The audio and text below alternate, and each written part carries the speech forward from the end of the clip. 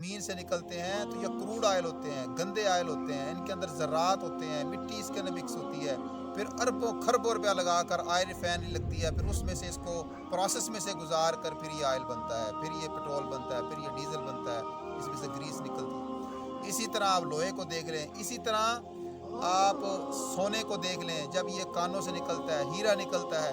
تو یہ مختلف مراحل سے گزر کر آئل بنتے ہیں، شیشہ بنتا ہے، لوہا فولاد بنتا ہے، کندن بنتا ہے، پھر اس کے بعد یہ استعمال کے قابل ہوتے ہیں۔ اللہ سبحانہ و تعالیٰ نے ہم انسانوں کو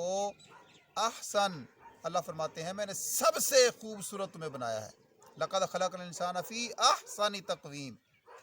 ہم اشرف المخلوقات ہیں دنیا کے اندر، جتنی مخلوقات ہیں زمین کے اندر، آسمان کے اندر، پہاڑوں، دریاؤں، ندیاں، نالوں اور سمندروں کے اندر جو نظر آ رہی ہیں، وہ بھی جو نظر نہیں آ رہی وہ بھی، ان تمام مخلوقات میں سے اللہ تعالیٰ نے ہمیں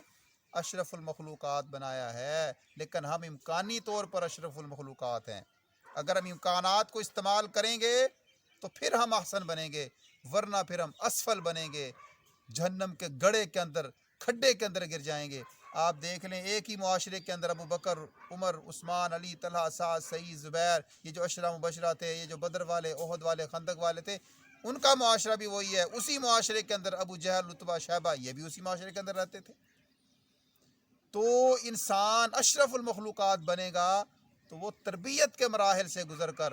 وہ جناب جیسے وہ کندن بننے کے لیے بھٹیوں میں سے گزرنا پڑتا ہے، لوہے میں سے گزرنا پڑتا ہے، وہ بالکل پانی جیسے، یہ آپ کچا جو ہوتا ہے آپ دیکھ لیں، یہ جو برتن جو ہوتا ہے اس کو جب آپ بھٹی کے اندر پکاتے ہیں تو گھڑا بنتا ہے، اسی طرح انسان مختلف تربیت کے مراحل، اس میں آپ دیکھ لیں صبر ہے، تحمل ہے، برداشت ہے، اخلاق ہے، معاملات کے اندر اچھا برتاؤ کرنا، لوگوں کے رویوں کو جناب آپ برداشت کریں، جیسے آپ دیکھ لیں یوسف علیہ الصلوۃ والسلام نے بھائیوں کے ان کے جناب ان رویوں کو برداشت کیا، اور ہر قسم کی ان کی ٹینشن پریشانیوں کو برداشت کیا۔ نبی علیہ الصلوۃ والسلام کو دیکھ لیں آپ، صبر اور تحمل اور بردباری، سامنے سے بدتمیزی ہے جناب، بد تہذیبی ہے، گالیاں ہیں، پتھر ہیں، سارا کچھ ہے۔ ان مراحل میں سے گزر کر جب انسان اپنی منزل پر پہنچتا ہے تو پھر انسان اشرف المخلوقات بنتا ہے، ورنہ پھر وہی اسفل السافلین ثم رددناہ اسفل السافلین۔ اللہ تعالیٰ نے ہمارے اندر اشرف بننے کا بھی وہ ملکہ رکھا ہے، امکان رکھا ہے، اور اسفل بننے کا بھی امکان رکھا ہے۔ اب یہ ہمارے اندر ہے کہ ہم لہم قلوب لا یفقہون بہا ولہم اعین لا یبصرون بہا ولہم آذان لا یسمعون بہا اولئک کالانعام بل هم اضل۔ ہم ان آنکھوں کو کیسے استعمال کر رہے ہیں، کانوں کو کیسے استعمال کر رہے ہیں، اپنے جسم کے اعضاء کو، اپنے ذہن کو کیسے استعمال کر رہے ہیں،